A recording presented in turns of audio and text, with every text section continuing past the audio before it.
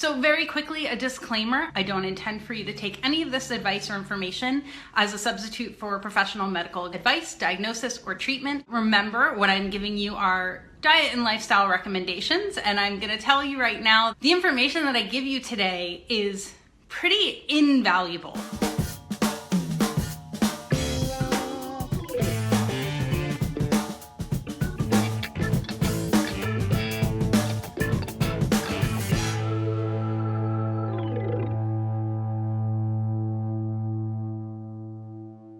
For those of you who aren't even sure what cholesterol is a waxy protective substance that is critical to your body and countless body functions. It's a precursor for a lot of your hormones. You need it to be able to produce vitamin D properly. Vitamin D, it's called vitamin D, but actually a lot of people are considering it more of a hormone because of the way it acts in the body. You need it to be able to create bile. You need bile in order to break down, emulsify, the way that soap emulsifies oil on a pan. Bile does that in the body. It helps to break down fats that we're eating. So let's just say you're eating eggs or you're eating something that has cholesterol in it, which you can only get cholesterol from animal foods. You can't get cholesterol from plant foods. The cholesterol that you eat barely impacts the cholesterol that's in your blood. Your body makes cholesterol to the level that it needs to respond to problems of inflammation in the body. When you try to take a statin drug, fish oil, anything to lower cholesterol, what you're doing is essentially taking a hose and pouring water on a fire. Except the problem is inside the house is a party.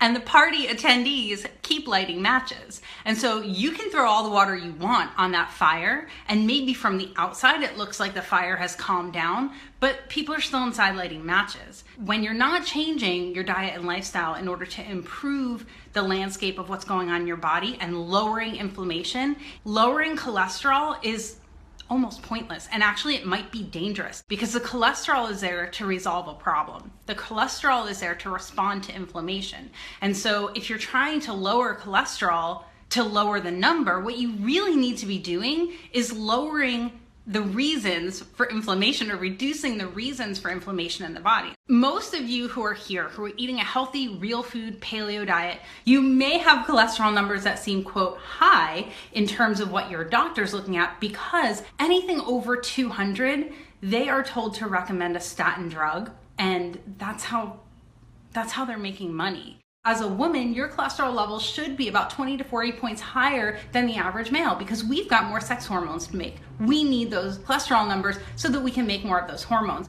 As we age, we need more cholesterol to support our brain health. We need cholesterol, and not eating cholesterol and not eating saturated fat doesn't make your body not have cholesterol in it. It doesn't work that way. Your body is going to make it because it needs it. For those of you who have asked me, what's a way that I can increase my HDL? I'm looking at the numbers and my doctor wants to see this number go up. Well, you can be eating more egg yolks and you can be eating more coconut oil, and that may help support higher healthy HDL levels. Now, if your LDL levels are extremely high, and I'm talking over 200 or 1,000, some people have told me, this is a situation where you need to be checked for hypothyroidism, because the way that thyroid hormone works in the body and LDL receptor sites, these two things compete in the body. And so I cannot tell you every scientific mechanism that's involved here. What I can tell you is you need to be checked for hypothyroidism, and you might need to be treated for hypothyroidism.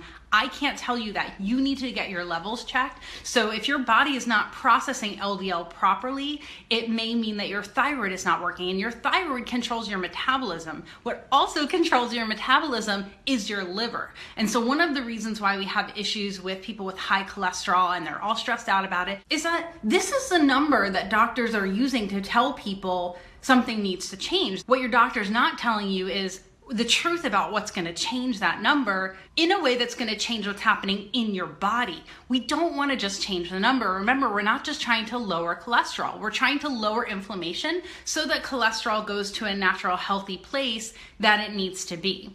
Looking at your cholesterol as a reason to take a medication or as the sole reason to make a lifestyle change, like if somebody's motivated to make a lifestyle change because their cholesterol numbers come back a certain way, fine. If that's what motivates you to make a lifestyle change, but if it's motivating you to take a prescription, you better check yourself, because that prescription is not solving the problem, and you cannot take a pill to absolve yourself of the responsibility of taking care of yourself. It's irresponsible as a human to think that a medical prescription is taking care of yourself when it's not. If you're in a doctor's office and your triglycerides are high and your blood sugar is high, and your cholesterol is high, your cholesterol is probably high because of all those other things. And here's the thing, you guys, the doctor is gonna say, well, I can give you a statin. But the problem is that doesn't fix the problem. That doesn't fix why your sugars are high. It doesn't fix why your triglycerides are high, and it doesn't fix why your cholesterol is high. This is just like, it blows my mind how quickly somebody will prescribe something instead of taking responsibility as a doctor and saying,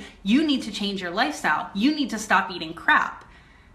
It's their responsibility. The problem is it's not their expertise. The problem is they're not taking responsibility to do it. Maybe some of them are, and if yours is, then great. This is not me poo-pooing on all doctors. This is what you guys are telling me that they're telling you. The only time that a prescription is you taking care of yourself is when you're being given something because your body doesn't make it naturally. So we're talking about thyroid hormone, we're talking about insulin, which is another hormone that your body may stop making, especially if you're type 1 or type 1.5 diabetic. If you have an autoimmune disease and someone's maybe giving you low dose naltrexone because your system is out of balance. If your system's out of balance and someone's giving you something to help it be in balance, then that's legit. If someone's giving you something to suppress or upregulate a normal body function, that is not okay. You guys need to find a new doctor who gets this stuff. And there are more of them. There definitely are more of them. That's all I've got for you guys today. Remember, I post new videos every week. Subscribe to my channel so you don't miss any. Leave me a comment and let me know what you think of this video, or to share what you want to learn more about from me. I'll see you next week.